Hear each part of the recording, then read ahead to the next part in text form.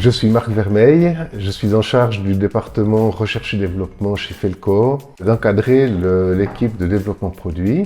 On traite les innovations, on traite l'évolution de nos outils, on réfléchit à des solutions qui sont de nature à améliorer l'ergonomie, l'expérience utilisateur sur le terrain. Felco ne fabrique pas ou ne commercialise pas d'outils qui n'ont pas un degré de réparabilité très élevé. C'est dans l'ADN de la marque et c'est aussi ce qui permet aux utilisateurs de pouvoir rentabiliser leurs investissements en conservant l'outil et en le maintenant à jour, en le réparant pendant des décennies. L'ergonomie, c'est plutôt une adaptation aux habitudes et aux besoins de l'utilisateur qui va faire ses travaux dans sa vigne, dans son verger, et s'adapter aux diversités des utilisations de nos outils. Chaque région, chaque population, chaque continent a des habitudes, a une végétation qui probablement ne doit pas s'entretenir de façon identique. Et nos outils doivent pouvoir satisfaire à des besoins multiples. Un outil ne doit pas contraindre l'utilisateur dans son utilisation. Un outil doit s'adapter à l'utilisateur, c'est très important.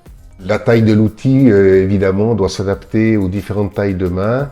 Les gauchers, évidemment, sont pris en compte. Il n'y a que peu d'acteurs qui tiennent compte de cet aspect des besoins des personnes gauchers. Et Felco le fait depuis toujours.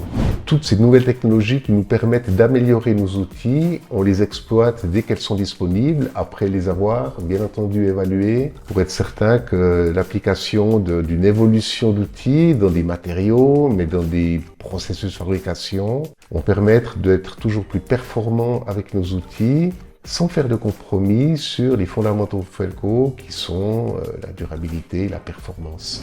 Ma motivation chez Felco dans la recherche et développement, c'est de pouvoir matérialiser des solutions dans lesquelles s'intègrent les outils qu'on va développer et de voir évidemment sur le terrain des utilisateurs confirmer que des choix ont été judicieux, que l'outil facilite leur travail.